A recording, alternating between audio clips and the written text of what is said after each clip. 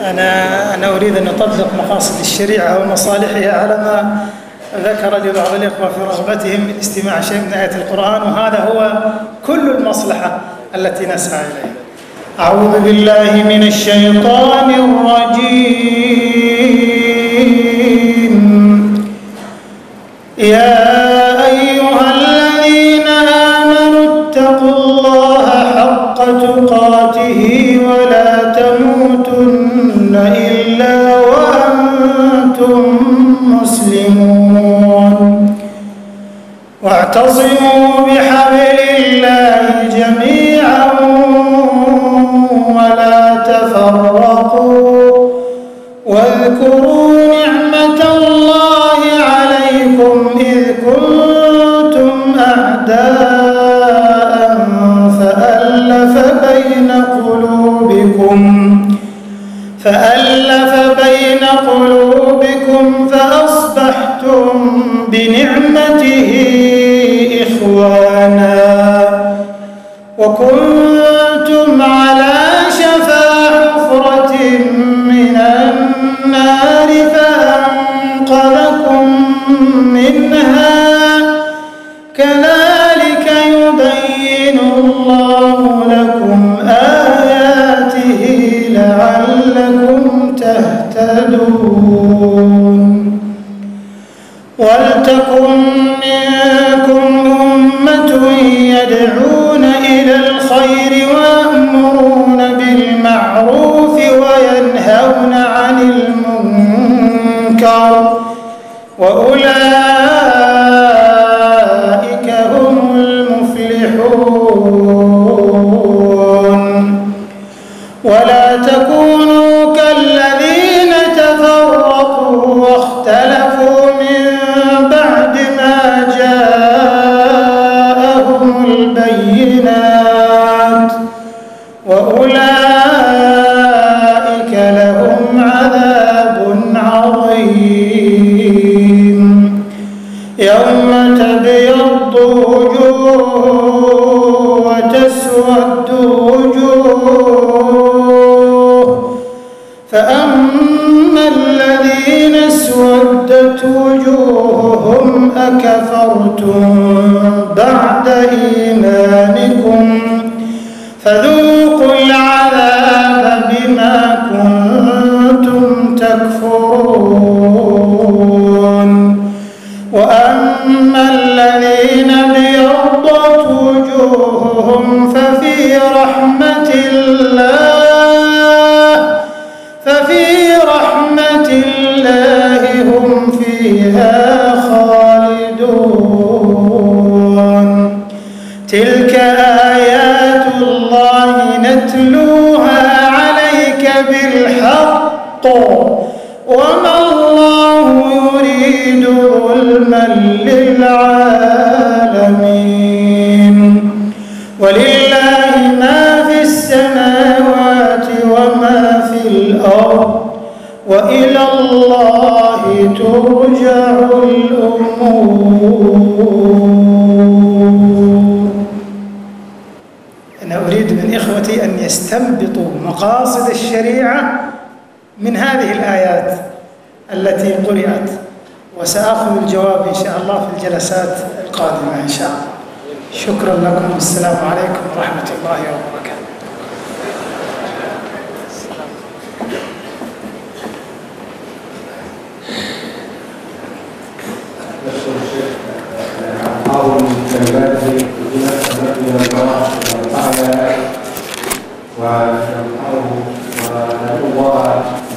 عليه السلام والعافية والوصول إلى السلام.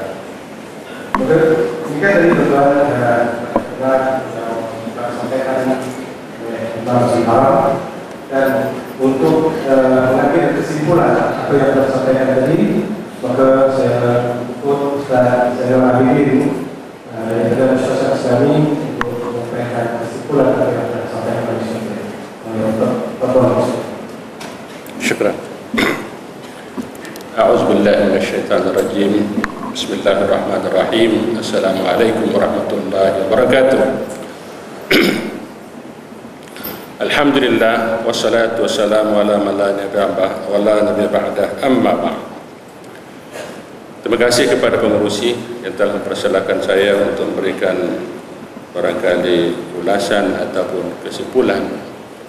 Sebab kalau diterjemah keseluruhannya mungkin makan masa panjang, dan saya pun mungkin tak boleh terjemah keseluruhan.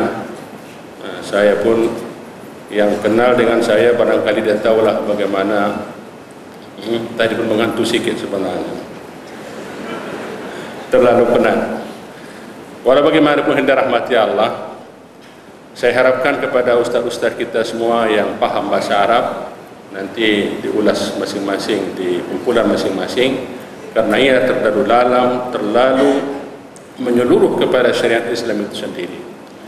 Jadi hendak rahmati Allah, apa yang beliau kupaskan tadi sebenarnya terlalu banyak. Hanya saya ringkaskan kepada yang selalu dia ulang-ulang. Dia kata ada namanya daruriyatul khams. Artinya betapa pentingnya dipelihara yang 5 ini. Apabila terpelihara yang 5 ini, akan terhasillah maksud syariat itu. Daripada awal sampai akhir disebutkan berkali-kali, yaitu jika tercapai yang 5 poin ini, maka akan terhasillah maksud syariat itu. Pertama disebutkan maqasid syariah itu adalah hifzuddin, yaitu pentingnya kepada kita agama ini, pentingnya kita memahami agama ini. Sebagaimana hendak rahmati Allah, agama ini adalah asas kita hidup di dunia, dan agama ini adalah asas kita mengenal Allah Subhanahu wa taala. Agama ini adalah membawa kita bahagia di dunia dan akhirat. Tidak ada mana-mana jalan untuk memberikan kita kebahagiaan di dunia di akhirat kecuali melalui agama Islam. Atas dasar itu, walaupun beliau tak sebut, tetapi di sana banyak hadis, yaitu termasuk disebutkan man irtadda an dinihi faqtuluh, siapa yang keluar agama Islam maka kamu bunuhlah. Di antara rahasianya, dia keluar Islam, sebenarnya dia tidak paham Islam. Kalau dia paham Islam, dia tak akan keluar Islam. Apabila dia keluar Islam, maka dia akan bercerita Islam kepada orang yang lain yang bukan Islam. Dia tak sebutkan sebenar keseluruhan, tetapi apa yang kita ketahui, dan saya tahu kita tahu semua, Islam ini agama tauhid. Selain daripada Islam adalah agama syirik. Islam agama tauhid, selain Islam agama syirik. Cuma sayangnya umat Islam di Malaysia, di Nusantara belum boleh menjadi model sebagai ahli tauhid. Betul tak? Betul tak? Supaya jangan mengantuk, saya tambah. Bukan ada ceramah ni, saya tambah saja. Pengalaman saya pergi ke Tawau. Bayangkan, ini orang kita Islam masih memuja pulau, puja kubur, mandi bulan Safar. Sebelum saya ceramah, 20 kelapa muda. Ini macam ceramah pula ni, tapi tak apalah, untuk faedah. Kelapa muda telah ditebang setengah, dipotong rambut anak ni, cukur jambul, letak dalam kelapa, mesti ditanam menghadap kiblat. Kalau tidak, takut demam budak ni. Itu contoh sahaja. Jadi umat Islam belum boleh jadi contoh. Mudah-mudahan dengan muktamar kita ni, yang kita sebutkan ada yang tasam kitab wa sunnah, yaitu menghasilkan, yaitu kita dalam kepahaman kita yang mendalam lagi mengenai tauhid ini. Yang kedua disebutkan adalah hifzul aql, menjaga akal. Akal ini hendaklah dibagi bebas berpikir dalam ruang yang telah Allah Subhanahu wa taala berikan kita berpikir, yaitu qala Allah, qala Rasul, supaya akal ini mengetahui ia makhluk Allah, supaya akal ini mengetahui bahawa dia adalah makhluk Allah, supaya akal ini jangan menjadikan akal lebih utama daripada nakal. Atas dasar itulah, yaitu diharamkan khamar, diharamkan arak. Kalau sudah minum arak, maka dia akan bercakap bercelaru, dia tak faham apa yang disebut. Untuk melihara akal, diharamkan beberapa yang diharamkan itu. Kemudian dia kata menjaga nafs atau menjaga harga diri. Harga diri kita adalah sebagai muslim. Harga diri kita adalah makhluk yang termulia. Harga diri kita adalah makhluk yang terbaik daripada sebagaimana makhluk, yaitu kita tidak boleh mengurangi harga diri kita ni, merendahkan harga diri kita ni, yaitu lebih rendah daripada haiwan, waliyadzubillah. Dan supaya kita tahu bahwasanya merendahkan diri ini termasuklah dalam kategori buat syirik kepada Allah Subhanahu wa taala. Sebagaimana harga diri kita tidak boleh kita dihina, tak boleh dicaci dalam arti kata yang tidak benar, sebagaimana diharamkan lumazah, mengatai, iri kepada orang lain. Ini semua adalah di antara yang dikatakan daruriyatul khams. Yang keempat disebutkan juga adalah menjaga keturunan. Menjaga keturunan dalam arti kata dalam Islam penting menjaga keturunan ini. Atas dasar itulah wujudnya perkawinan. Atas dasar itulah wujudnya, yaitu apa yang disebutkan khidbah, artinya macam mana nak memilih pasangan. Ada hukum khas mengenai perkara ini. Yang diceraikan, ada iddah untuk memastikan ini anak siapa. Jadi hendak rahmati Allah, ini di antara daruriyat untuk melihara keturunan, supaya kita tahu ini keturunan sebulan, ini keturunan sebulan. Akhirnya ia adalah menjadi satu kemestian dalam Islam. Yang kelima disebutkan adalah hifzul mal, yaitu memelihara harta. Harta ini tidak boleh dibelanjakan kepada yang haram. Ada kalanya datang harta yang haram dibelanjakan kepada yang halal, tertolak. Ada kalanya harta ini datangnya yang haram dibelanjakan kepada yang halal. Ini pun tidak ada gunanya. Tetapi harta ini adalah datang dengan halal, dibelanjakan dengan halal, maka itulah yang disuruh dalam syariat. Hadirin rahmati Allah, selain daripada itu beliau tekankan tadi, walaupun tidak keseluruhan, di antara maqasid syariah ini yang paling besar dia kata adalah ubudiyah billah, supaya kita mengabdikan diri kepada Allah melalui yang telah disebutkan dalam nas-nas Al-Quran dengan sunnah, yaitu hubungan kepada Allah. Yang kedua, hablum minan nas, hubungan kepada manusia. Ini pun banyak dibahaskan. Hubungan kita kepada manusia lebih kepada berpaksikan kaedah usul fiqh yang terkenal disebutkan darul mafasid muqaddam ala jalbil masalih, artinya menolak kebinasaan itu lebih diutamakan dalam sesuatu hal daripada mengambil sesuatu yang kita kira dia baik. Apa yang beliau tekankan tadi, apabila umat Islam memahami daruriyat yang 5 ini dan memahami kaedah usul fiqh ini, yaitu menolak kemudaratan adalah lebih diutamakan daripada mengambil manfaat atau membuat satu kebaikan, maka niscaya tidak akan ada bom di sana, bom di sini. Tidak ada istilah takfir, mengkafirkan sana, mengkafirkan sini. Tidak ada tuduh menuduh, tidak ada menuduh satu sama lain, sebab mereka ada yang telah terjaga, yang telah asli, yaitu Al-Quran dan Al-Karim. Banyak ulama disebutkan tadi oleh beliau, dikatakan bahwasanya kebaikan keseluruhannya itulah yang mengikut Al-Quran dengan sunnah. Kejahatan keseluruhannya itulah yang bertentangan dengan Al-Quran dengan sunnah. Beliau sebutkan bahwasanya muktamar kita ini adalah supaya kita berpegang kepada Al-Quran dengan sunnah.